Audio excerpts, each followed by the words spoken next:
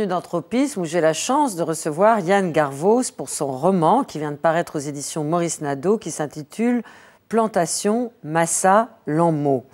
L'action se passe en Guadeloupe, mais avant d'aborder la richesse, la polyphonie, la profondeur et l'éveil de la conscience que procure la lecture de votre roman, Yann Garvos, je voudrais vous remercier d'avoir voyagé pour nous. Vous êtes venu de Toronto, exprès pour cette émission. Et ce livre est très important. Il s'inscrit dans une période mémorielle de reconnaissance de l'abolition de l'esclavage. Et je voulais savoir à quel moment a commencé, vous qui êtes agrégé de mathématiques et qui enseignez les mathématiques là-bas à Toronto, comment cette histoire de plantation, cette histoire d'esclavage a commencé à vous tarauder et est-ce que vous avez eu l'impression d'en être délivré par l'écriture de ce roman? Ça a commencé à me tarauder, je reprends votre mot, quand j'avais 20 ans, très jeune donc, et que je suis parti aux Antilles pour la première fois, qui n'était pas totalement inconnu, les Antilles où j'ai mon père et une demi-sœur. Qui vivent là-bas tout le temps. Qui vivent là-bas, oui. Et je suis parti m'y installer et que par intérêt, par curiosité générale que j'éprouve pour tous les endroits où je vis, j'ai fait des lectures assez extensives sur l'histoire des Antilles. Je savais bien sûr, on apprend à l'école le commerce triangulaire, l'esclavage, la colonisation, mais je dois dire que j'ai été choqué par ce que je lisais. J'ai été choqué par le peu de poids que cette période historique, ou que ce phénomène historique avait dans la conscience contemporaine des Français, surtout à l'époque. Peut-être ça a un peu changé maintenant. Et je dois dire que j'ai eu le sentiment, avec ces découvertes que je faisais, qui n'avaient rien d'extraordinaire. C'était les découvertes d'un curieux qui lit des livres qui sont accessibles à tout le monde. J'ai eu le sentiment, en tant que Français, d'avoir du sang sur les mains. J'ai eu pourtant, ma famille n'a pas été liée du tout au commerce esclavagiste, ni n'a fait partie de vagues de colons à quelque endroit que ce soit. J'ai des origines italiennes, belges et d'autres qui se perdent un peu dans le lointain, mais je partage la culture française, je l'ai reçue en héritage, j'ai reçu la langue française, et à ce titre, j'ai eu un sentiment qui n'est peut-être pas un sentiment de culpabilité, mais un sentiment d'être marqué par ce passé colonial. Et je dois dire que 20 ans plus tard, je continue à penser que le fait colonial, c'est le fait le plus important de l'histoire de France. Depuis quelques années, on nous parle beaucoup d'identité. Qu'est-ce que c'est que l'identité de la France? On se pose des tas de questionnements. On nous parle d'héritage judéo-chrétien, on lance des débats. Moi, il me semble que l'héritage colonial est essentiel pour expliquer ce que c'est que la France actuellement, et que même l'idée de la France est essentiellement liée au fait colonial actuellement, avec tout ce que ça contient de grands, parfois, de grandes aventures, et aussi d'abominations. Mais je pense que si on veut se départir de ces abominations et les laisser de côté, on perdra aussi une dimension fondamentale de l'histoire française. Alors l'action de votre livre se passe en Guadeloupe, dans une plantation, donc un milieu clos que vous réussissez à décrire admirablement, cet enfermement. Et ce qui est très troublant à la lecture de votre livre, c'est qu'on a appris récemment l'existence de charniers en Guadeloupe, et vous, finalement, par votre écriture, vous avez pressenti ce qu'on allait découvrir.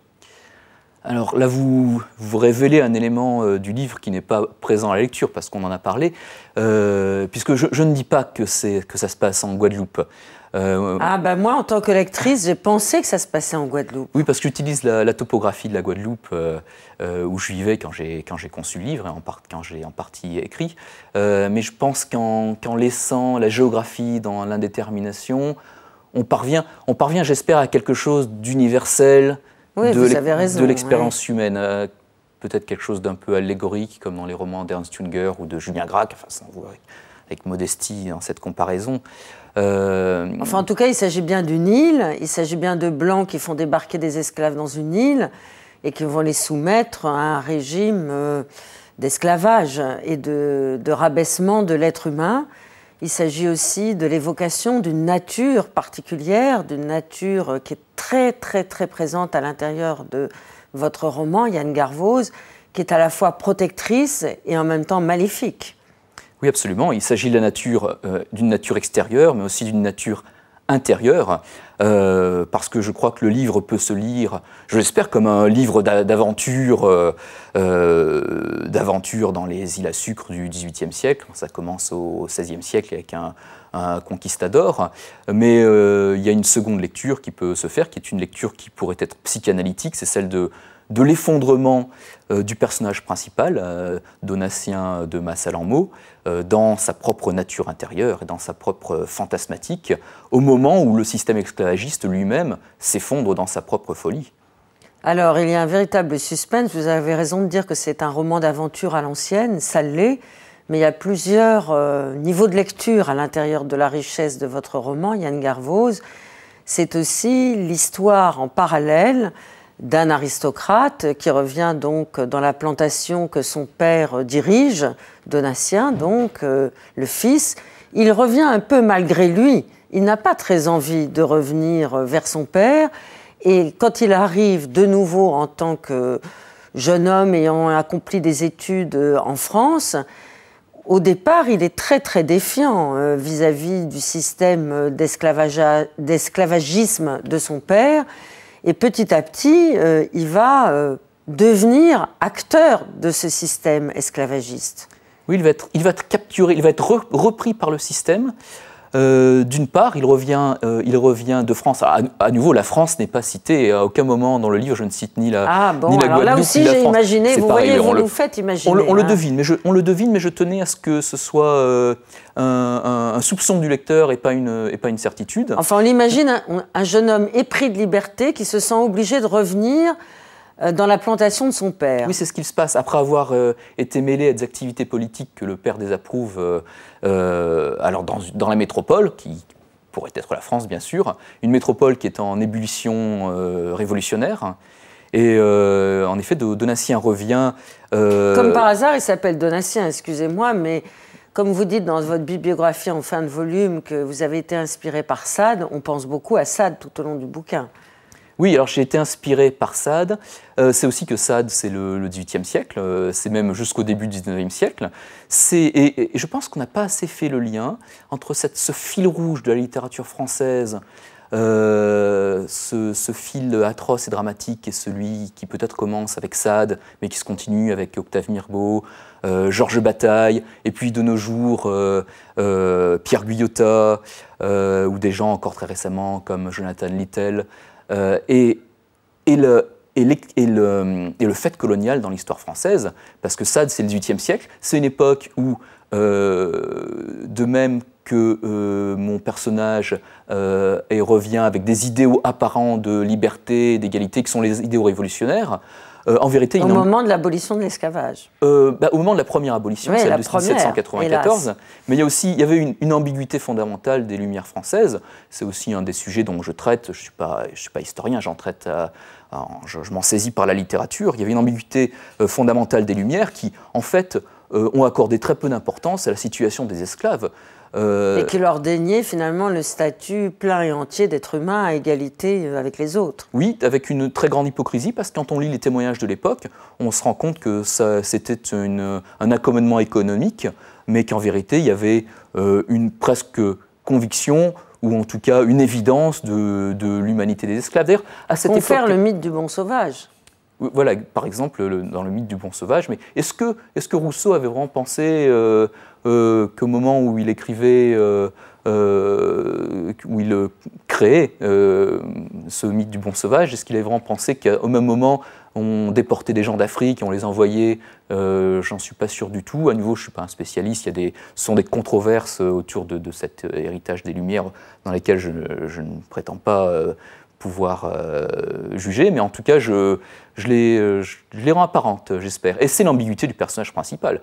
Il y a un dialogue ensuite avec un de ses amis métis, et Donatien, le personnage principal, parle de liberté, et puis peu à peu, l'ami s'enflamme et pense qu'il y a là peut-être une possibilité de briser le système, et peu à peu, il comprend que cette liberté, en fait, a accordé peu d'importance ou peu d'intérêt, peu d'attention à la situation des esclaves, et que c'est principalement la liberté du peuple français en France. Alors, il n'y a pas du tout de manichéisme dans votre manière de traiter de cette période-là et de l'esclavage à cette période-là non plus, Yann Garvoz. Au contraire, ce Donatien est un être à la fois épris de liberté quand il retourne dans la plantation, en même temps, effectivement, il croit aux idées de la Révolution française. Il pense au début, dans le premier tiers de votre roman, qu'il va pouvoir rendre cette égalité possible entre les esclaves qu'emploie son père et puis les Blancs qui dirigent cette plantation. Et puis petit à petit, et ça c'est très fort de votre part, c'est de l'intérieur qu'il est ravagé. C'est que le système, qui est un système concentrationnaire, j'ose le terme, parce que vous décrivez ce système de la plantation comme un système concentrationnaire. Vous avez très très bien vu ça, en effet. Oui. Et finalement, il va être tué de l'intérieur, c'est-à-dire qu'il va être gangréné, toutes ces idées de liberté vont se ruiner à l'intérieur de son âme, osons un grand mot. Il va être gangréné de l'intérieur et il va devenir comme son père. Et finalement, Plantation Massa Lanmeau, c'est aussi l'histoire de la dégradation psychique, morale et intellectuelle d'un jeune homme qui va épouser les thèses esclavagistes alors qu'il était arrivé avec des idées de liberté. Bien sûr, je dirais qu'il ne va pas seulement devenir comme son père, il va devenir bien pire que son père. Puisque son père est une sorte de maître paternaliste qui se consacre principalement aux mathématiques et qui laisse les commandeurs... Tiens, les mathématiques. Oui, c'est ça, les mathématiques, il fallait... les mathématiques ont leur présence, parce que les mathématiques, justement, c'est l'expression la plus absolue de la raison. Et ce Donatien revient épris des idéaux de la raison, et il va sombrer dans la nature intérieure. Moi, je crois, c'est un postulat anthropologique, que le cœur de l'individu, c'est la folie, et qu'aussi le cœur de l'histoire est la folie, de l'histoire avec un grand H.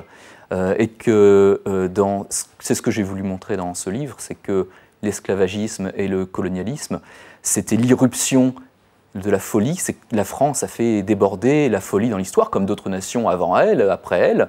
À certains moments dans l'histoire des nations, la folie l'emporte sur la raison et sur l'ordre et la structure, et la folie déborde dans l'histoire. Et c'est de la même chose pour les individus. Je pense que le moi, notre moi, n'est qu'une fragile interface entre la nature extérieure et la nature intérieure, qui sont toutes deux chaotiques et susceptibles de débordement et de folie. Et en effet, le personnage principal va sombrer dans cette folie. Et je dois dire, je ne veux pas trancher là-dessus, que non seulement le sort des esclaves le préoccupe peu, mais le sort de la plantation et tout ce qui peut se produire le préoccupe peu, dans la mesure où il peut se livrer à des exactions sans limite et sans frein, qui sont celles que pressentait le marquis de Sade dans ses œuvres. Alors même qu'il était enfermé, de la même manière que Donatien lui-même n'est pas esclave, c'est le maître, mais il est aussi enfermé dans le système esclavagiste. Et c'est la dialectique sadienne de l'enfermement et du désir.